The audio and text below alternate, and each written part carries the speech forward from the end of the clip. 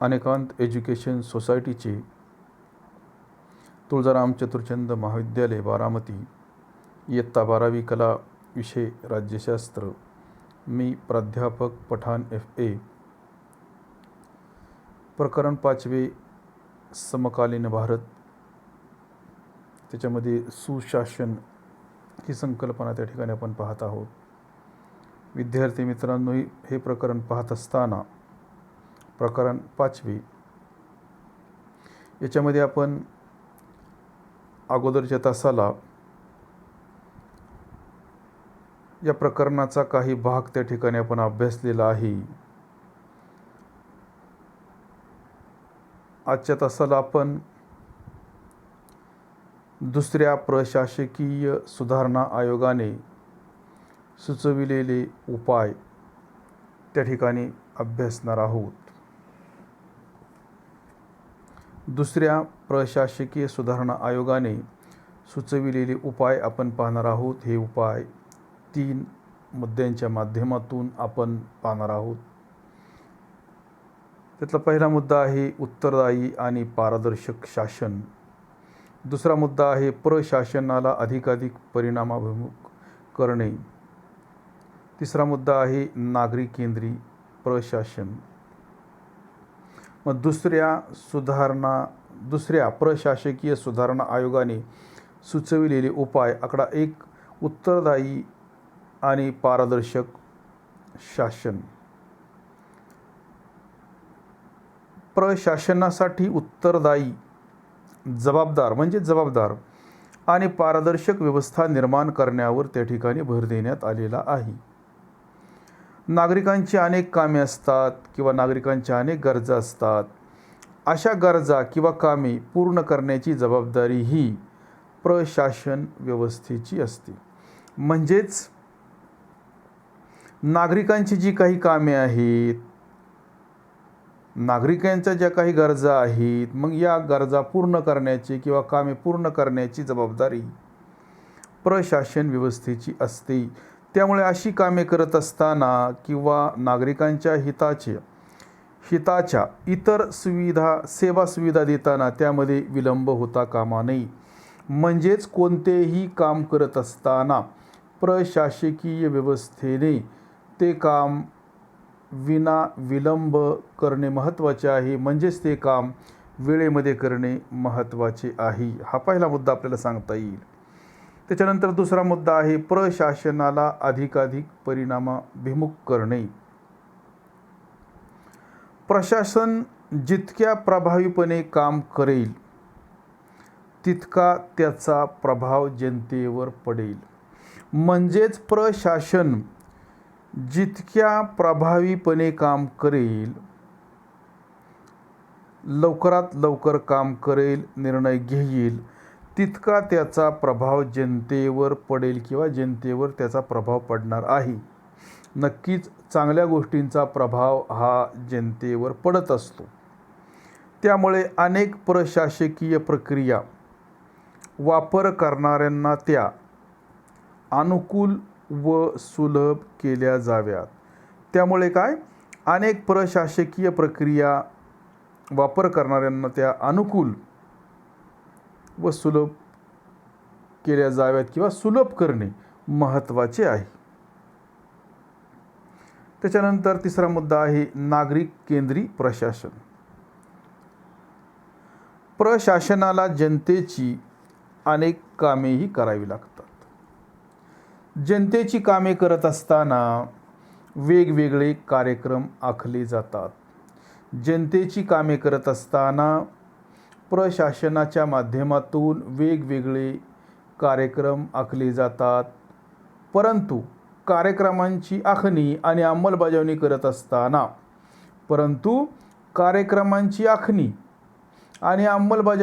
मग कोणताही कार्यक्रम असू द्या की ज्याच्यामध्ये जनतेचा सहभाग असणार आहे, लोकप्रतिनिधींचा सहभाग असणार आहे. म्हणजेच कोणत्याही कार्यक्रमाची आखणी करत असताना आणि अंमलबजावणी करत असताना लोकप्रतिनिधींचा आणि जनतेचा वाढता सहभाग राहील याची खात्री असणे महत्त्वाचे आहे.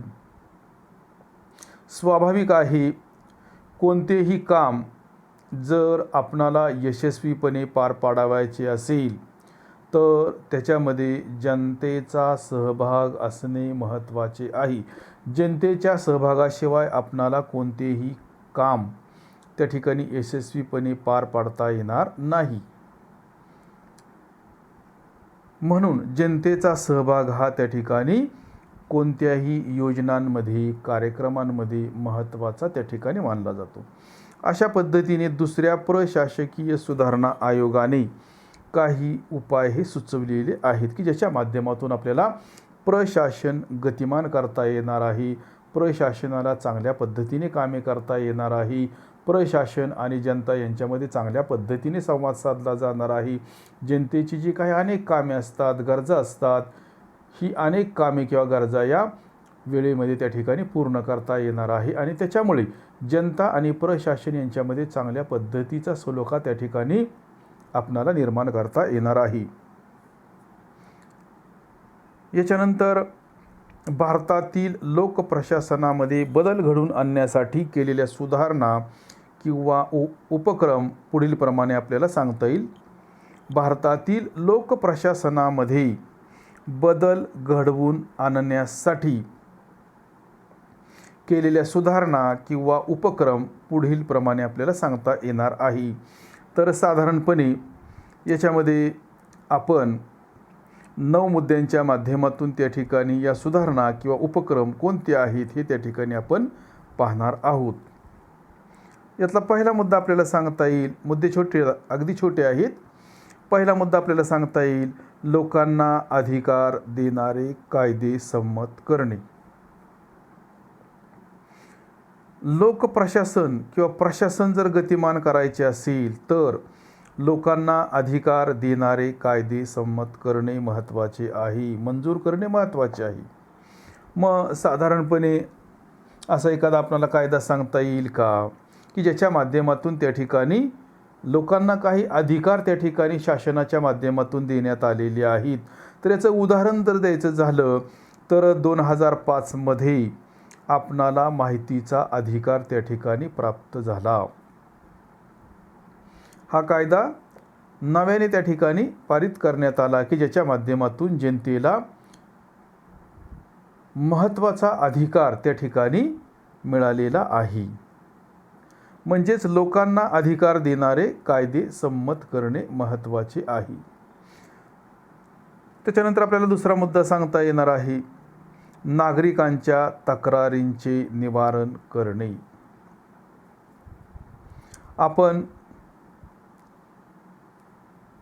जर स्थानिक स्वराज्य संस्थांपासून जर विचार करत गेलो, प्रत्येक ठिकाणी प्रत्येक संस्था काम करत असताना 100% ती संस्था लोकांचे समाधान करणार नाही.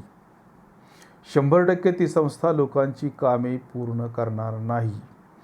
म्हणजेच आपणाला असे सांगता येईल की त्या संस्थेविषयी, कोणतीही संस्था असू द्या, मग स्थानिक पातळीपासून ते केंद्र पातळीपर्यंत, स्थानिक पातळीपासून ते राज्य पातळीपर्यंत आणि राज्य पातळीपासून ते केंद्र पातळीपर्यंत कोणतीही संस्था काम करत असताना त्यातून जनतेचे समाधान पूर्ण जनता समाधानी होणार नाही. जरी कामे जनतेची केली तरी सर्वच जनता त्यातून प्रशासनावर किंवा शासनावर खुश होईल असे सुद्धा आपल्याला सांगता येणार नाही. मग नागरिकांच्या त्या ठिकाणी त्यांच्याबाबत काही तक्रारी असणार आहेत. मग नागरिकांच्या तक्रारींचे निवारण करणे. मग नागरिकांच्या अशा ज्या काही तक्रारी आहेत, या तक्रारींचे निवारण करण्यासाठी नवीन संस्थात्मक यंत्रणेची उभारणी करणे. ज्या पद्धतीने आपण पाहतो की हायस्कूल असेल, कॉलेज असेल किंवा वेगवेगळी शासकीय कार्यालये असतील,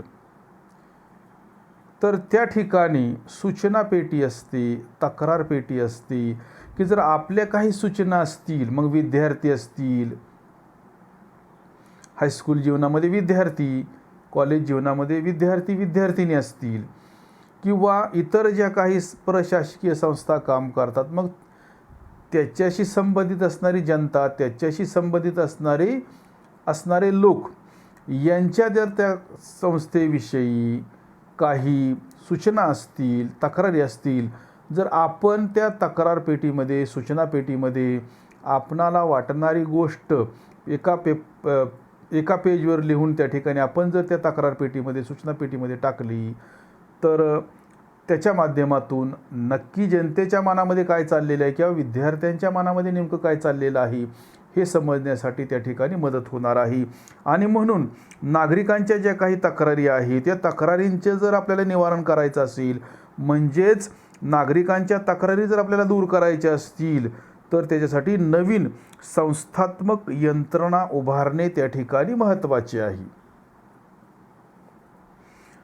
त्याच्यानंतर याच्यात तिसरा मुद्दा आपल्याला सांगता येईल, कार्यालयांची योग्य ठिकाणी स्थापना करणे. जी काही कार्यालये असतात, ही कार्यालये जर शहरामध्ये सोयीच्या ठिकाणी जर उभारली गेली, तर त्याच्या माध्यमातून त्या ठिकाणी जनतेला कोणताही त्रास होणार नाही. ज्या पद्धतीने बारामतीमध्ये रिंग रोडला प्रशासकीय इमारत त्या ठिकाणी उभारण्यात आलेली आहे आणि जी काही प्रशासकीय कामे होतात, फॉर एक्झाम्पल तहसील कार्यालय असेल, त्याच्या माध्यमातून जी काही कामे होतात किंवा इतर जी काही कार्यालये आहेत, याच्या माध्यमातून जी काही कामे केली जातात, ती सर्व कामे एकाच बिल्डिंगमध्ये त्या ठिकाणी होतील आणि नागरिकांना त्याच्या माध्यमातून कोणताही त्रास होणार नाही. म्हणजे जनतेची कामे करत असताना अशी जी काही कार्यालये आहेत, प्रशासकीय कार्यालये, ही मध्यवर्ती ठिकाणी असावीत, जनतेच्या सोयीच्या ठिकाणी असावीत, की जेणेकरून त्यांना कोणताही त्रास होणार नाही. बारामतीमध्ये ज्या पद्धतीने भव्य दिव्य अशी रिंग रोडला प्रशासकीय इमारत त्या ठिकाणी उभी करण्यात आलेली आहे, बांधण्यात आलेली आहेत, की ज्याच्या माध्यमातून जनतेची कामे होण्यासाठी मदत होते. अशा पद्धतीने जर प्रशासकीय इमारती असतील, तर त्याच्या माध्यमातून जनतेला आपली कामे करून घेत असताना कोणताही त्रास होणार नाही. त्याच पद्धतीने आपल्याला चौथा मुद्दा सांगता येणार आहे, विलंब टाळणे. सर्वात महत्त्वाची सुधारणा किंवा सर्वात महत्त्वाचा जो उपक्रम कोणता असेल, तर तो म्हणजे कोणतेही काम करत असताना त्यामध्ये उशीर होता कामा नये, त्याच्यामध्ये विलंब होता कामा नये. म्हणजेच कोणतेही काम वेळेमध्ये होणे महत्त्वाचे आहे. नाहीतर आपण पाहतो की शासकीय कामे करत असताना आपणाला त्या शासकीय कार्यालयामध्ये वारंवार त्या ठिकाणी हेलपाटे मारावे लागतात, तरीसुद्धा त्या ठिकाणी आपली कामे होत नाहीत आणि अशा गोष्टींचा आपणाला त्या ठिकाणी अतिशय त्रास होतो आणि त्याच्यामुळं एकंदरीतच त्या सिस्टीमविषयी आपल्या मनामध्ये वेगळा विचार त्या ठिकाणी निर्माण होतो. त्याच्यामुळं आपण ज्या पद्धतीने म्हणतो की कोणतंही काम हे लालफितमध्ये अडकता कामा नये. जसं की एखादं काम जर आपलं राहिलं, रखडलं गेलं, तर ते होण्यासाठी प्रचंड प्रमाणामध्ये उशीर होतो आणि त्याचा आपल्याला मानसिक त्राससुद्धा खूप होतो. आणि हे टाळण्यासाठी त्या ठिकाणी कोणतेही काम करत असताना विना विलंब होणे महत्त्वाचे आहे. त्याच्यानंतर आपल्याला पाचवा मुद्दा सांगता येईल, तंत्रज्ञानाचा वापर. ज्या पद्धतीने आजचे असणारे युग आधुनिक युग आहे, विज्ञान आणि तंत्रज्ञानाचे युग आहे. मानवाने खरोखर त्याच्या बुद्धिमत्तेच्या आधारे नेत्र दीपक अशा पद्धतीची प्रगती केलेली आहे. परंतु या प्रगतीचा फायदा जर त्याने लोकहितासाठी केला, तर त्याच्या माध्यमातून त्या ठिकाणी आपणाला लोकांची कामे त्या ठिकाणी चांगल्या पद्धतीने करता येणार आहेत, कमी वेळेमध्ये करता येणार आहेत, वेळेची बचत होणार आहे, त्याच पद्धतीने स्टेशनरीची बचत होणार आहे. म्हणजेच त्या ठिकाणी आपणाला कोणत्याही प्रकारचा त्या ठिकाणी विलंब होणार नाही आणि अतिशय सुलभ अशा पद्धतीने त्या ठिकाणी प्रत्येकच प्रशासकीय कामकाज त्या ठिकाणी होणार आहे. ज्या पद्धतीने आपण जर एखादे ऑफिस असेल, पूर्वीच्या काळी त्याच्यामध्ये जे काही कामकाज चालायचं ते हस्तलिखित अशा पद्धतीचे असायचे. म्हणजेच त्या ठिकाणी काम करणारी व्यक्ती जी काही आहे ती वेगवेगळ्या मस्टरच्या माध्यमातून, रोस्टरच्या माध्यमातून, रजिस्टरच्या माध्यमातून त्या ठिकाणी लिखाणकाम करत होती आणि त्याच्यामध्ये प्रचंड वेळ हा त्या ठिकाणी जात होता. स्टेशनरीसुद्धा त्या ठिकाणी भरपूर त्या ठिकाणी लागत होती. परंतु आजचे असणारे युग आधुनिक युग आहे, विज्ञान आणि तंत्रज्ञानाचे युग आहे. मग याचा जर आपण वापर केला तर त्याचा फायदा होणार आहे. म्हणूनच असे जे काही ऑफिसेस आहेत या ऑफिसेसमध्ये काम करत असताना जास्तीत जास्त त्या ठिकाणी संगणकाचा जर वापर केला तर त्याचा फायदा त्या ठिकाणी जनतेला होणार आहे. ज्या पद्धतीने आपण व्हॉट्सअप असेल, फेसबुक असेल, ट्विटर असेल या साधनांचा त्या ठिकाणी वापर करतो आणि त्याच्या माध्यमातून आपली असणारी कामे आपण काही ठराविक वेळेतच त्या ठिकाणी करून घेतो. म्हणजेच आपल्या वेळेची बचत त्या ठिकाणी होते. म्हणजेच जर आपण तंत्रज्ञानाचा जर वापर केला, चांगल्या पद्धतीचा वापर केला तर त्याच्या माध्यमातून त्या ठिकाणी कामे लवकर होतील, कामे आकर्षक पद्धतीने त्या ठिकाणी केली जातील किंवा करता येणार आहेत. त्याच्यानंतर याच्यातला 6वा मुद्दा आपल्याला सांगता येईल कर्मचाऱ्यांचा सन्मान करणे. सर्वात महत्त्वाचा मुद्दा आहे असं जर आपण म्हटलं तर ते चुकीचे होणार नाही. कारण काम करत असताना जर कर्मचाऱ्यांनी चांगल्या पद्धतीने जर काम केले, भ्रष्टाचारमुक्त अशा पद्धतीने काम केले, विनाविलंब अशा पद्धतीने काम केले, तंत्रज्ञानाचा वापर करून काम केले, तर असे जे काही कर्मचारी आहेत की ज्याच्या माध्यमातून त्या कार्यालयाचा मान सन्मान वाढतो, असे जे काही कर्मचारी असतात या कर्मचाऱ्यांचा जर आपण त्या ठिकाणी सन्मान केला तर नक्कीच त्यांच्या मनामध्ये आणखीन अधिक चांगल्या पद्धतीने काम करण्यासाठी ऊर्जा तयार होणार आहे. आणि म्हणून त्या ठिकाणी आपण कर्मचाऱ्यांचा सन्मान करणे त्या ठिकाणी महत्त्वाचे आहे. ज्या पद्धतीने भारत सरकारच्या माध्यमातून भारतामध्ये चांगली कामे करणाऱ्या लोकांना त्या ठिकाणी वेगवेगळे पुरस्कार त्या ठिकाणी दिले जातात आणि त्याच्या माध्यमातून समाजातील इतर लोकांनासुद्धा प्रेरणा मिळते की आपणसुद्धा जर चांगल्या पद्धतीने काम केले तर भविष्यामध्ये आपल्यालासुद्धा शासनाच्या माध्यमातून अशा पद्धतीने गौरवण्यात येईल, अशी त्याची भावना धारणा होते. आणि म्हणून इतर व्यक्तीसुद्धा चांगल्या पद्धतीने काम करतात. आणि म्हणून जर आपण कर्मचाऱ्यांचा जर सन्मान केला तर त्या कार्यालयामध्ये काम करणाऱ्या इतर व्यक्तीसुद्धा चांगल्या पद्धतीने काम त्या ठिकाणी करण्यासाठी तयार होतील. म्हणून चांगल्या कर्मचाऱ्यांचा सन्मान करणे, सन्मान होणे सुद्धा महत्त्वाचे आहे. त्याच्यानंतर 7वा मुद्दा आपल्याला सांगता येईल शिस्तीचे पालन करणे. जर मानवाला यशस्वी व्हायचे असेल तर त्याने स्वयंशिस्त पाळणे महत्त्वाचे आहे. वास्तविक पाहता जी सरकारी कार्यालये असतात या कार्यालयांमध्ये कामाच्या वेळा कशा असतात आपणाला माहिती आहेत. परंतु याच ठिकाणी जर ऑफिसचं जे टायमिंग आहे त्या टायमिंगमध्ये जर ऑफिस उघडलं गेलं आणि जे टायमिंग त्याचं बंद करण्याचं आहे त्याच्यामध्ये जर ते ऑफिस बंद केलं गेलं तर त्या ठिकाणी त्या ऑफिसमध्ये काम करणाऱ्या लोकांनासुद्धा त्या ठिकाणी चांगल्या पद्धतीची शिस्त ही आपल्याला लावता येणार आहे किंवा या नियमाच्या माध्यमातून त्या व्यक्तींनासुद्धा त्या ठिकाणी चांगल्या पद्धतीची शिस्त आपणाला लावता येईल. त्याच्यानंतर 8वा मुद्दा आपल्याला सांगता येईल आणि तो म्हणजे नियमन व नियंत्रण कमी करणे. नियमन व नियंत्रण कमी करणे. कोणतेही काम करत असताना त्याच्यामध्ये नियमन आणि नियंत्रण हे जर कमी प्रमाणामध्ये असेल तर त्याचा फायदा अधिक चांगल्या पद्धतीने काम होण्यावर होईल. जर कार्यालयीन कर्मचाऱ्यांवर त्या ठिकाणी असणारे साहेब किंवा त्या ठिकाणी असणारे बॉस यांचे जर नियंत्रण असेल किंवा कामाचे टेन्शन असेल तर कोणतेही काम कोणत्याही कर्मचाऱ्याकडून चांगल्या पद्धतीने होणार नाही.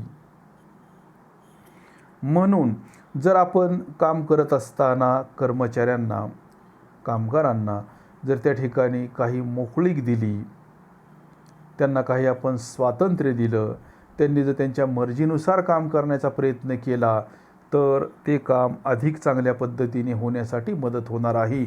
आणि म्हणून कोणतेही काम करत असताना नियम असावेत, ऑफिसमधलं वातावरण जे आहे ते कडक असावे, परंतु पाहिजे तेवढ्या प्रमाणामध्ये. त्या ठिकाणच्या कामगारांनासुद्धा स्वतःच्या विवेकबुद्धीला अनुसरून त्या ठिकाणी काम करता येणे महत्त्वाचे आहे, गरजेचे आहे. आणि यातला शेवटचा मुद्दा आपल्याला सांगता येईल, सार्वजनिक कार्यक्रम आयोजित करणे. सार्वजनिक कार्यक्रम आयोजित करण्यापाठीमागचा हेतू काय आहे, तर की त्याच्या माध्यमातून आपणाला जनतेमध्ये त्या ठिकाणी सहभागी होण्याची संधी प्राप्त होणार आहे.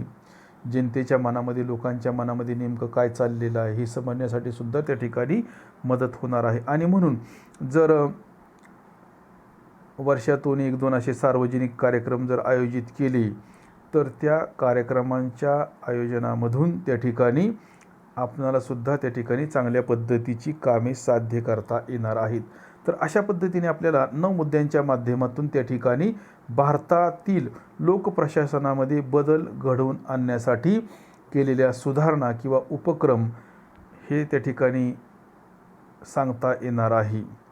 तर विद्यार्थी मित्रांनो, आपण आज याच ठिकाणी थांबणार आहोत.